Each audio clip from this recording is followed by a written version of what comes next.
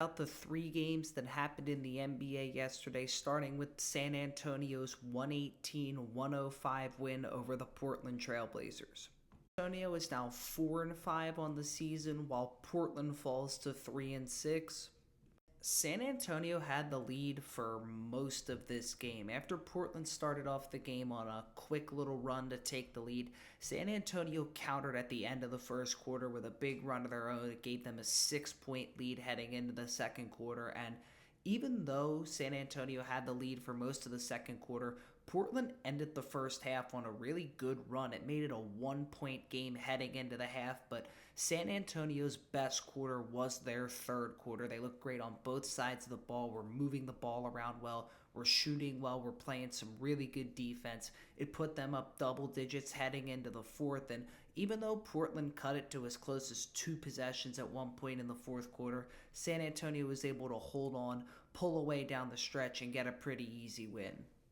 Was able to have one of, if not their best offensive performance of the year, going 54% from the field and 41% from three. And this is even with Victor Wembanyama having another quiet game. He had just 12 points and 13 shots in this one, as his slow start on the offensive side of the ball this year continues. He's shooting just around 40% from the field, and as a 7'4" guy, that is just insane to think about. And this is because he has been taking so many shots from long distance this year. He's really trying to work on that perimeter game, and it hasn't really worked so far this year. I would definitely like to see him go in the lane more, but I understand that he is trying to figure his shot out, because once it does start falling and he has that along with his height and his drive game, he becomes virtually unguardable. But he definitely is trying to figure it out to start the year. He was a team low -7. He did have 7 stocks, but his offense just was not good in this one. But the rest of his team picked up his value. Keldon Johnson, strong game, 17 points, 11 rebounds, shoots 6 of 13 from the field.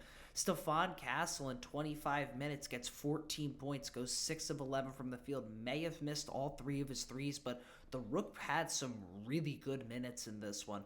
Julian Champagne, he had 14. Malachi Branham had 17 on 75% shooting. Zach Collins had 14 off the bench. He had a very efficient game. Chris Paul may have not been his best game, but he did have 6 assists. Blake Wesley, he had 10 points, 8 assists. He didn't miss a shot at all either. A lot of all around, a lot of guys picked up the slack for Wemby and CP3.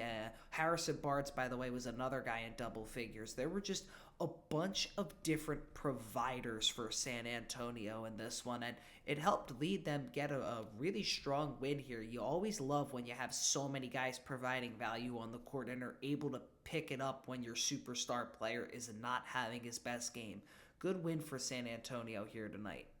Thing that Portland should be very happy about is this was Shaedon Sharpe's first game since January, and he looked really good. He played just 20 minutes, but he had 13 points, shot 6 of 9 from the field, looked explosive, looked like his normal self. That's something that Portland should be really, really excited about. Outside of that, DeAndre Ayton, 21 points, 10 rebounds. He shot 10 of 15 from the field. It was a good game for him. Anthony Simons, 19 points, 7 rebounds, 7 of 16 from the field. He was okay in this one. Nothing great, nothing terrible. Jeremy Grant, he added 21 of his own on 6 of 10 shooting. Solid night for him.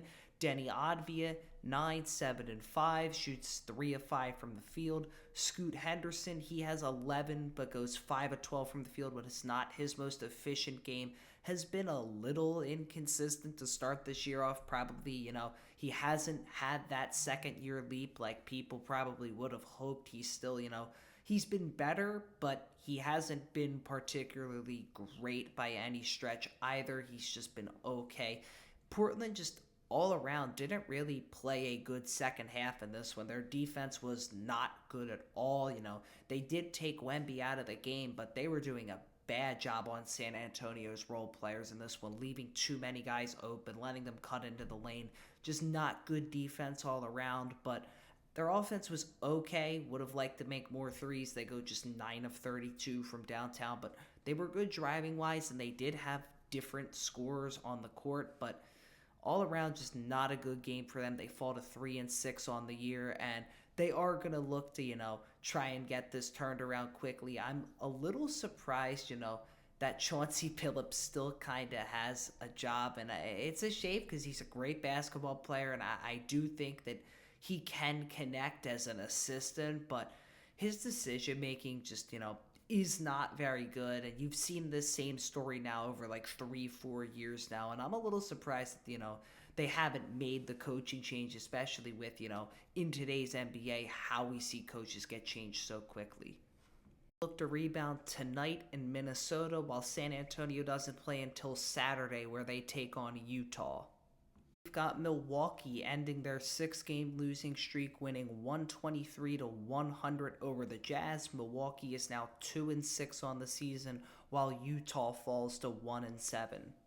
Half was a story of when Milwaukee starters were on the court, they played really well, but when their bench players were on, it was really rough for them, and this led to Utah taking a 4-point lead into the half, but in the second half, Milwaukee completely dominated on both sides of the ball. The Bucks scored 30-plus points in both the third and the fourth quarter. Not only that, they held Utah to 39 second-half points.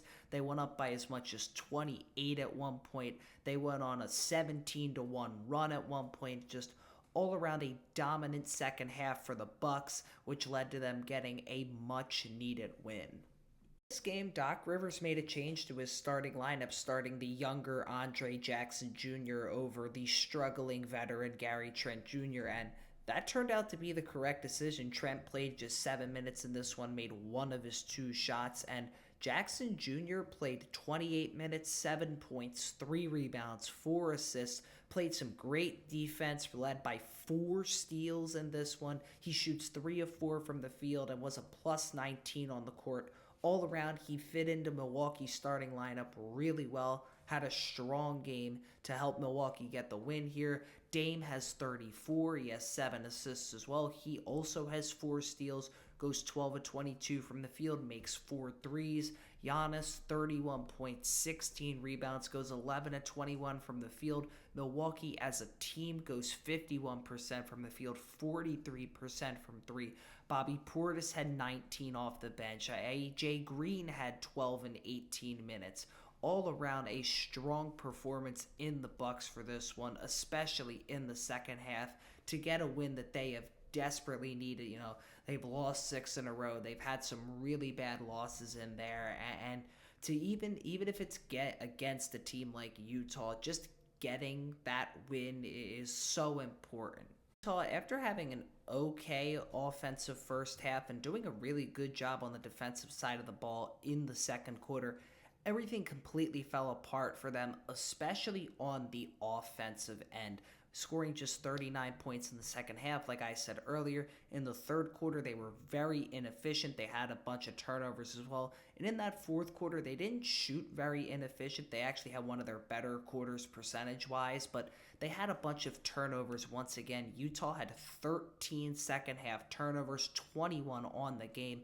Just not a winning recipe, especially when Milwaukee has a good shooting half like they did in the second half.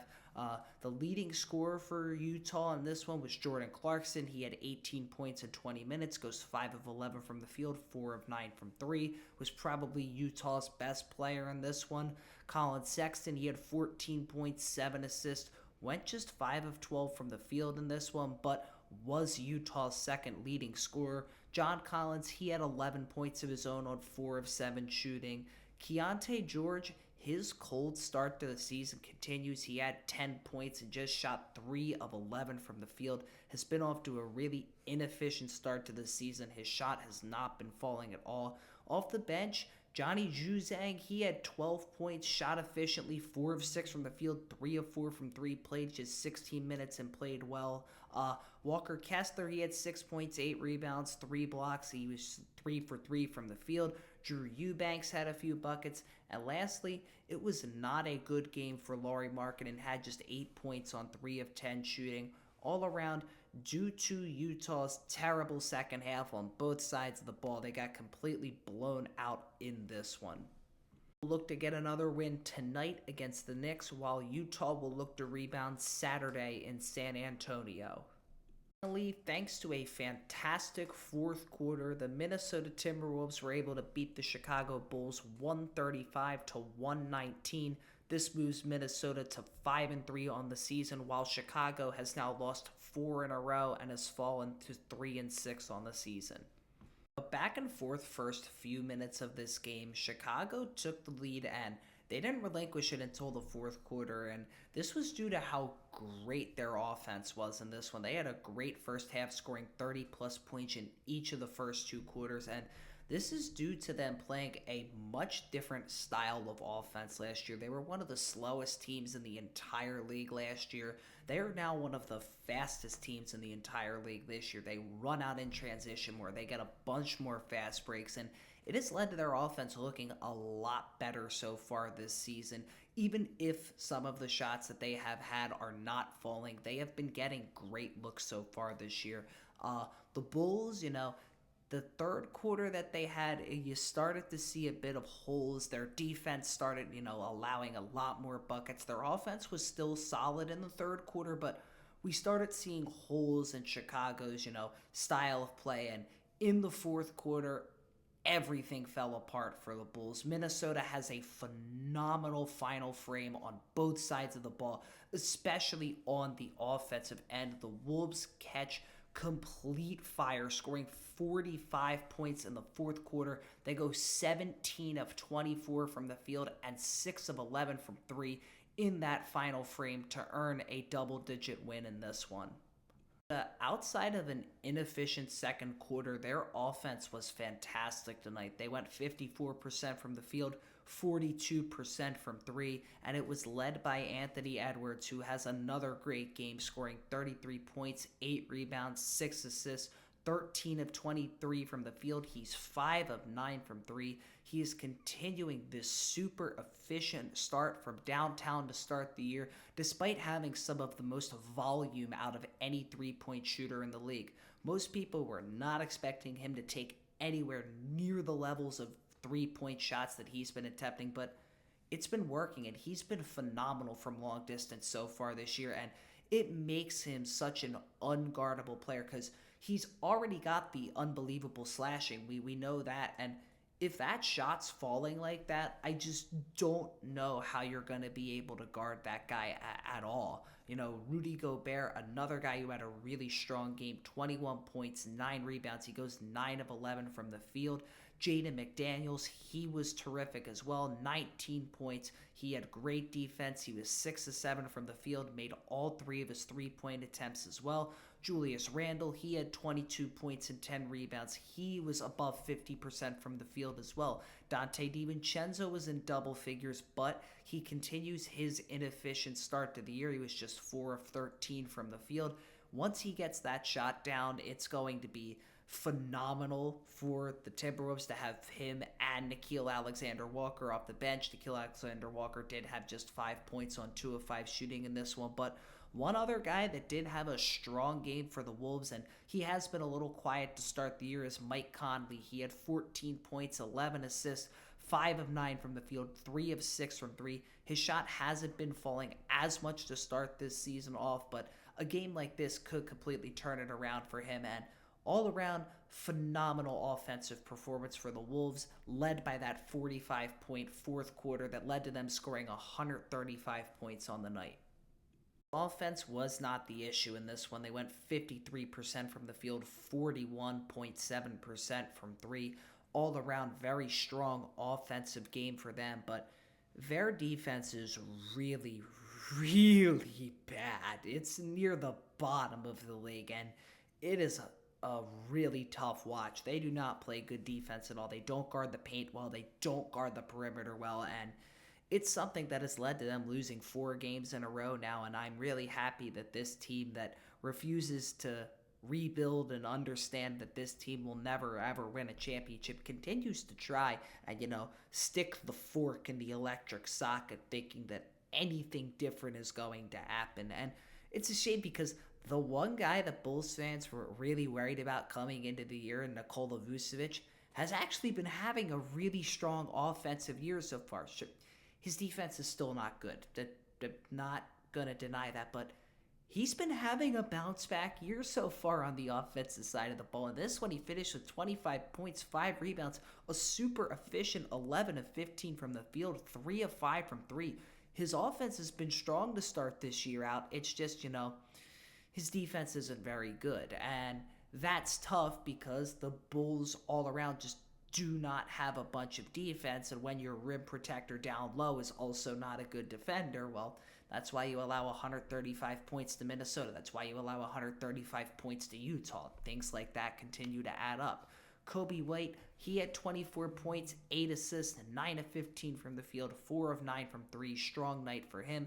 Josh Giddey, 9 points, 6 rebounds, 13 assists. So while he was a super inefficient 3 of 12 from the field, and that caused a good amount of issues, he did have 13 assists, which shows he is such a great distributor. He just, isn't as good when that shot is not falling. Talen Horton-Tucker, he was in double figures. He had 13 points on 5 of 9 shooting. Ayo Dosunmu, he also had 13 points. Was not his most efficient game. He shot a little above 45% from the field. Jalen Smith had a few buckets. Matas Buzeles, he played 16 minutes but was just 1 of 3 from the field. All around, Chicago did play good offense, and they did get good production from a lot of their guys, but their defense, which has been an issue for most of the season, was an issue once again and led to them losing their 4th straight. We'll play again tonight against the Blazers, and the Bulls won't play again until Saturday, where they head to Atlanta to take on the Hawks. The recap of the 3 games from the NBA yesterday. If you watched to the end of this, thank you. I really appreciate it. I hope you guys have a great rest of your day. God bless, and I will be back tomorrow to recap the 13-game slate going on in the league tonight.